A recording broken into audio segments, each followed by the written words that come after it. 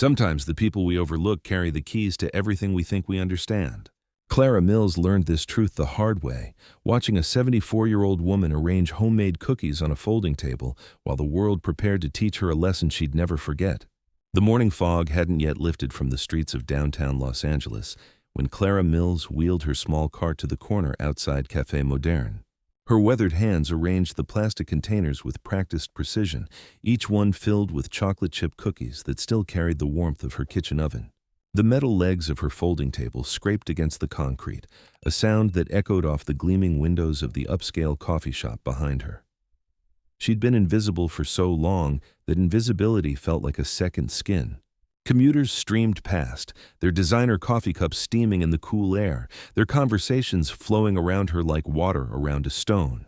An occasional glance might drift her way, the kind of look reserved for street furniture or fire hydrants, noted but not truly seen. The morning light caught the silver in her hair, pulled back into a neat bun that had survived decades of early mornings and late nights. 20 minutes into her quiet setup, the glass door of Café Moderne swung open with enough force to rattle its frame. A young man emerged, his tailored jacket catching the light, his steps purposeful and sharp against the sidewalk. Marcus Webb owned this corner of downtown, or at least he acted like it. His coffee shop catered to tech executives and social media influencers, the kind of people who paid $7 for drinks with names longer than Clara's grocery list. "What is this?" His voice carried the particular tone of someone accustomed to being obeyed. "Some kind of rural yard sale blocking my storefront." Clara looked up from her cookies, her hands stilling on the container lids. She'd heard that tone before, in banks when she'd applied for her first business loan, in city offices when she'd filed for permits, in 1,000 small moments that had taught her to make herself smaller. "I have a permit," she said quietly, reaching into her canvas bag. Marcus didn't wait to see it. "I don't care about your little paper. You're driving away my customers with this poverty display." He gestured at her setup with the kind of dismissive wave usually reserved for flies. "Pack it up and find somewhere else to play store." The outdoor seating area of the cafe had begun to fill with the morning crowd. Phones appeared in hands like magic tricks, screens lighting up to capture the scene. Clara heard the familiar sound of recording beginning, that tiny digital beep that had become the soundtrack to public humiliation in the social media age. "Look at this," someone whispered, loud enough to be heard. Somebody's grandma trying to compete with real businesses." Another voice chimed in, "Probably selling those cookies out of her government housing kitchen." The laughter that followed wasn't cruel in the explosive way of children on a playground. It was worse. The polite, muffled chuckling of adults who knew they were being recorded, who wanted to seem sympathetic while still enjoying the show. Clara's shoulders rounded forward slightly, a defensive posture learned over 74 years of navigating a world that had strong opinions about where people like her belonged. "Bat." "Ma'am," Marcus's voice had taken on the false patience of someone explaining something simple to someone slow. "I'm trying to be reasonable here, but you're hurting my business. These people come here for an experience, not to feel guilty about your situation." Clara's fingers found the worn edges of her business license, the paper soft from handling. She'd carried it every day for 3 weeks, ever since she'd decided to try selling her cookies this way. The document bore the official seal of Los Angeles County, legitimate as any other piece of paper that granted someone the right to pursue the American dream on a public sidewalk. But Marcus had already turned away, pulling out his phone with the sharp, efficient movements of someone solving a problem. "18. Yes, I need to report an unauthorized vendor blocking my business entrance," he said into the device, his voice carrying clearly in the morning air.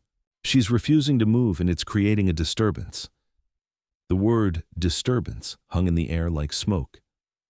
Clara looked around at her small table, her neat rows of containers, her canvas bag with its carefully organized receipts and permits.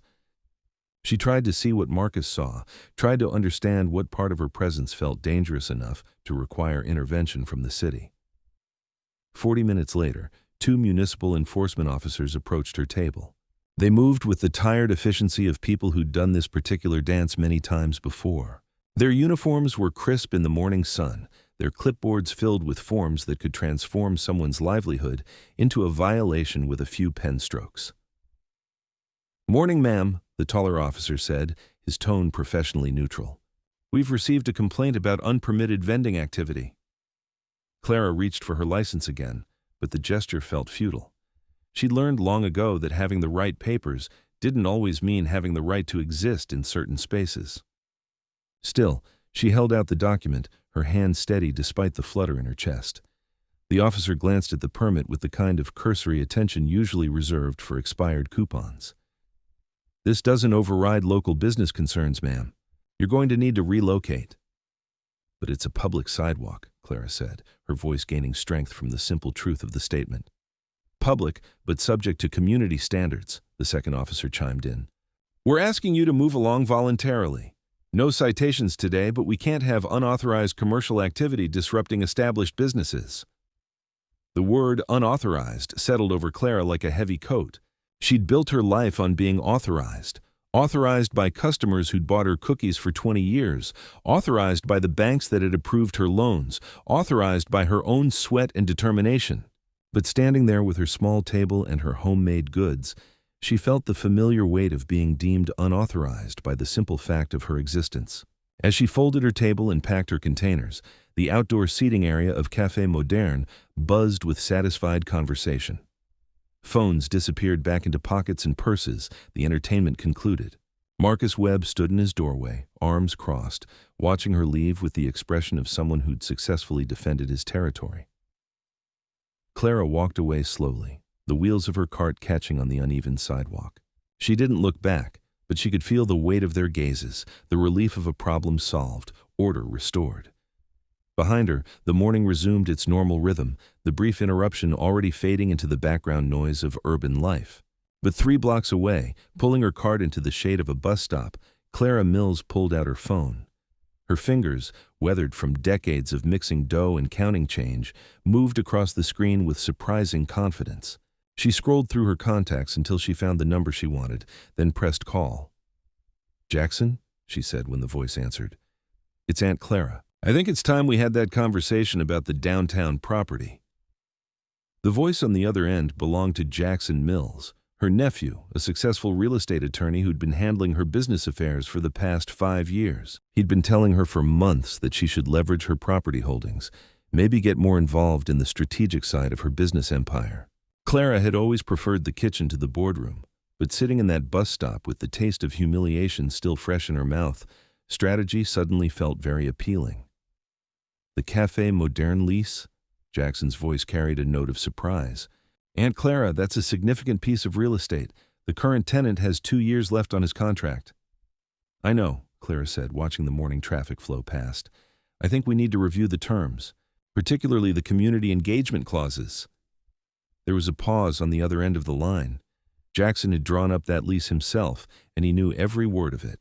The community engagement provisions were standard boilerplate, requiring tenants to maintain positive relationships with local businesses and community members. Most landlords never enforced such clauses. They were more about legal protection than practical application. "Aunt Clara," Jackson said carefully. "What exactly happened this morning?" Clara told him, her voice steady and factual. She described Marcus Webb's dismissive attitude, the laughter from his customers, the municipal officers who'd treated her legitimate business permit like a child's drawing. She didn't embellish or dramatize. The simple facts were damning enough. When she finished, Jackson was quiet for a long moment. "Aunt Clara, I think you and I need to have lunch. Today." They met at a small restaurant in Chinatown, one of the places Clara had been visiting for decades, where the owner greeted her by name and asked about her grandson's college applications. Jackson arrived with a briefcase full of documents and the expression that Clara recognized from his childhood. The look he got when someone had treated his family poorly and he was calculating the appropriate response. "I pulled the Café Moderne file," he said, spreading papers across their table. "Marcus Webb is 3 months behind on his community engagement requirements. He was supposed to participate in the local business association, sponsor neighborhood events, maintain positive community relationships."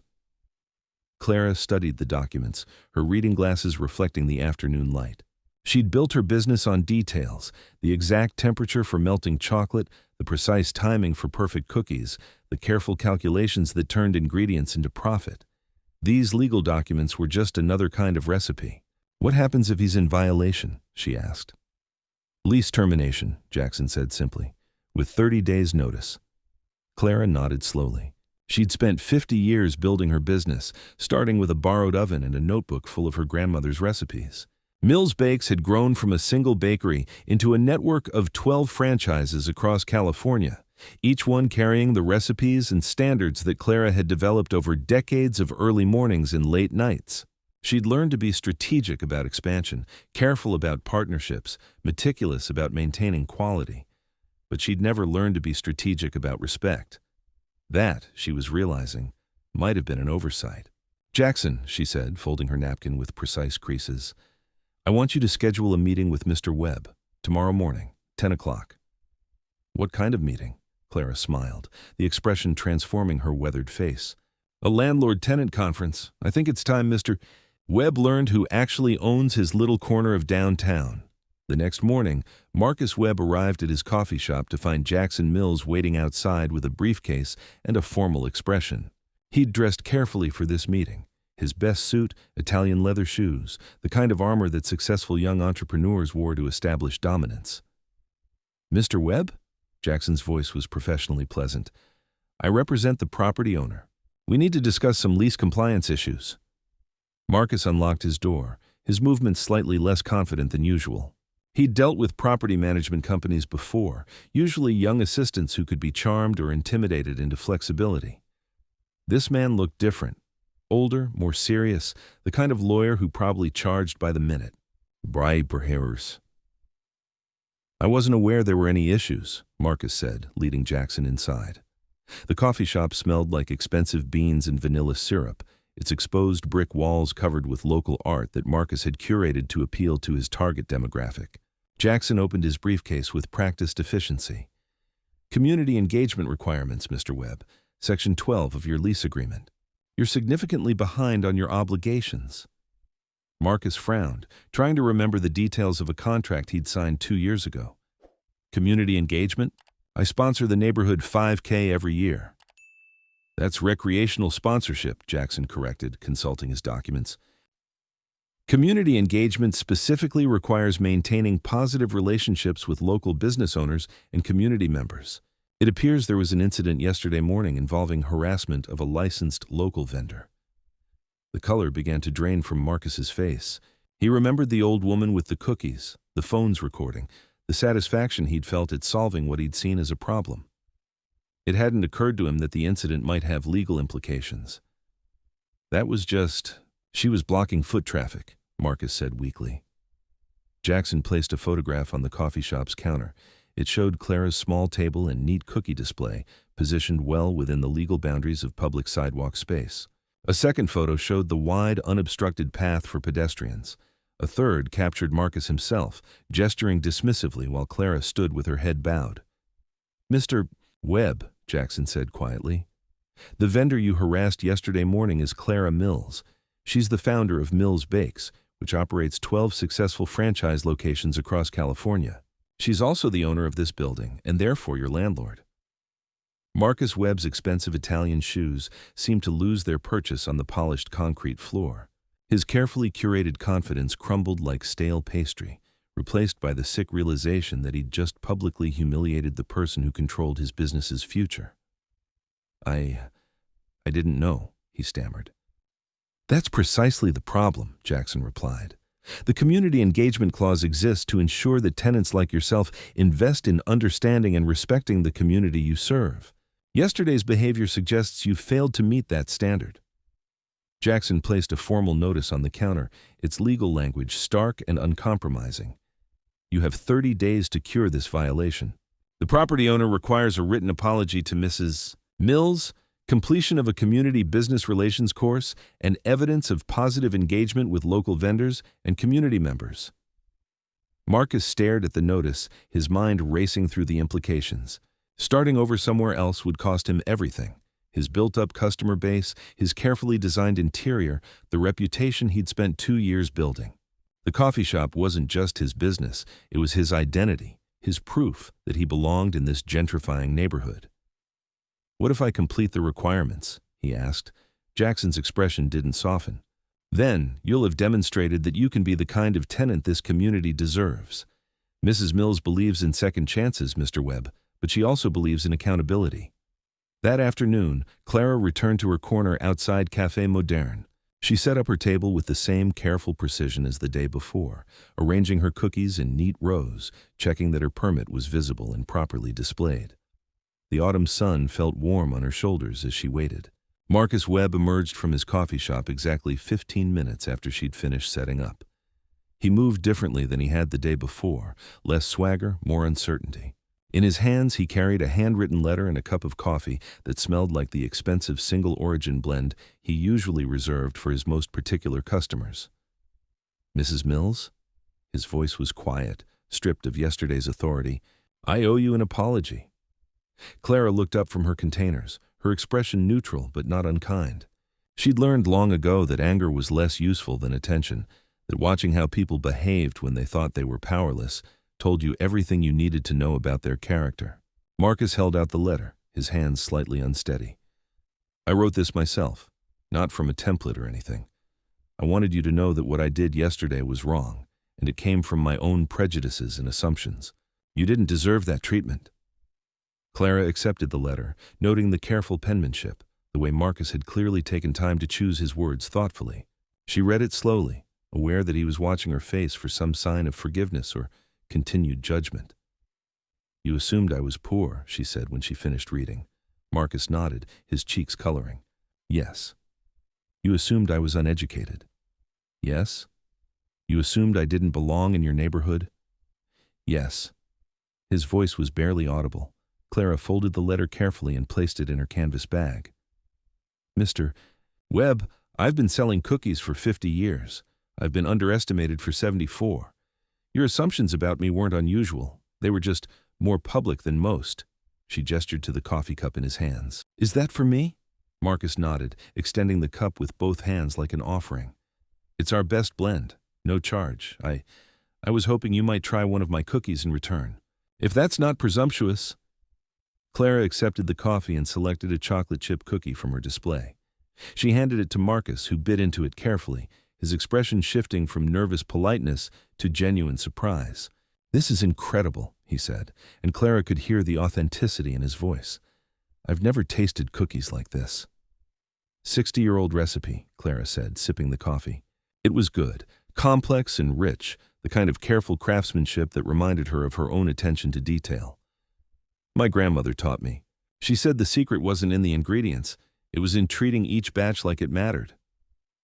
They stood together in the morning sun, an unlikely pair sharing coffee and cookies on a busy Los Angeles sidewalk. Around them, the city moved at its usual pace, but something had shifted in their small corner of it. "Mrs. Mills," Marcus said after a while, "would you be interested in a partnership? I mean, officially. I could sell your cookies in the shop, maybe create a signature drink pairing, split the profits fairly." Clara considered the offer, watching the pedestrians who still moved around them without really seeing them. "Tell me, Mr. Webb, what would you do if someone else came to this corner with a cart, someone who didn't look like they belonged in your vision of the neighborhood?" Marcus was quiet for a long moment, understanding that this was a test with no easy answer. "I'd ask myself why I thought it was my decision who belongs where," he said finally, "and I'd probably start by offering them a cup of coffee."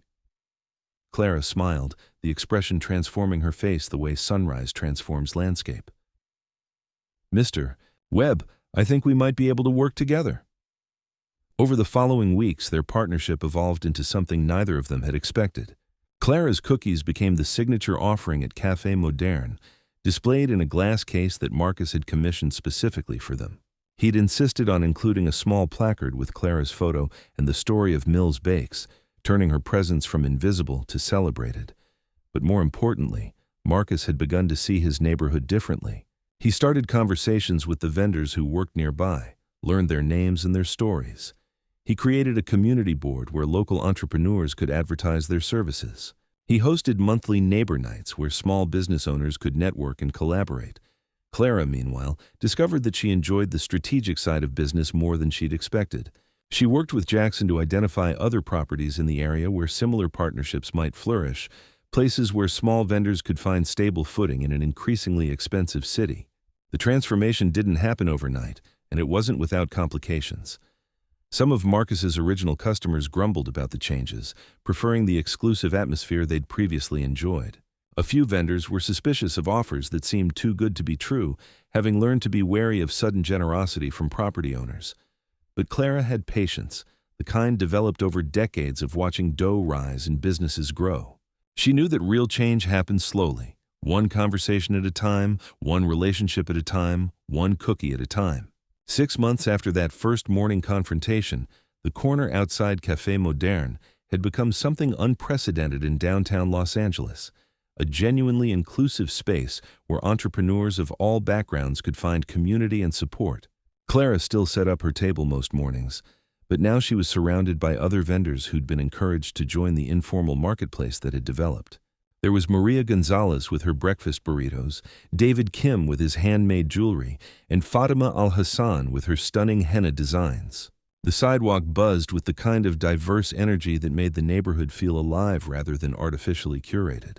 The change had attracted attention from local media, with several news outlets running features about the cookie grandma revolution that was transforming urban vendor relationships. Clara found herself reluctantly famous, fielding interview requests and speaking invitations from business schools and community organizations. "I never set out to change anything," she told a reporter from the Los Angeles Times. "I just wanted to sell my cookies and be treated with basic respect. It turns out those two things are more connected than I realized." The reporter, a young woman who reminded Clara of herself at that age, scribbled notes furiously. What would you say to other entrepreneurs who feel invisible or undervalued? Clara considered the question, her eyes drifting to the bustling corner that had become her second home. "I'd say that being underestimated can be a kind of power if you know how to use it. People's assumptions tell you more about them than they tell you about yourself. And sometimes, the best way to change someone's mind is to give them a reason to change it themselves." That evening, Clara sat in her small apartment, surrounded by the artifacts of her long life. There were photos from the early days of Mills Bakes, awards from business associations, articles about her franchise expansion. But on her kitchen table, in a place of honor, sat Marcus Webb's handwritten apology letter and a photo of the diverse vendor community that had grown around her corner. Her phone buzzed with a text message from Jackson. "Aunt Clara, I've got 3 more property owners interested in replicating your vendor partnership model. Are you ready to revolutionize more neighborhoods?" Clara smiled, her fingers hovering over the keyboard. At 74, she was discovering that her most important work might just be beginning. She'd spent 50 years perfecting recipes for cookies. Now she was developing recipes for community, for respect, for the kind of change that happened one relationship at a time. She typed back, "Schedule the meetings. And bring copies of our community engagement protocols. It's time to scale up." Outside her window, the lights of Los Angeles twinkled like scattered stars, each one representing someone with dreams, challenges, and stories waiting to be discovered. Clara had learned that the most important ingredient in any recipe wasn't something you could measure or purchase. It was the simple recognition that everyone deserves to be seen, respected, and given a chance to contribute their unique flavor to the Ada's world. The next morning, she would return to her corner, set up her table, and continue the work of building bridges one cookie at a time. But tonight, she allowed herself a moment to savor the sweetness of a battle fought not with anger or bitterness, but with patience, dignity, and the quiet confidence that comes from knowing exactly who you are, regardless of who others think you should be. In the end, the most powerful revolution wasn't the one that destroyed the old system. It was the one that transformed it from within, proving that respect and recognition weren't finite resources to be hoarded, but renewable ones that multiplied when shared. Remember, talent doesn't wear a uniform, carry credentials, or announce itself with fanfare. Sometimes it's standing right in front of you, waiting patiently to be noticed, one small act of courage at a time.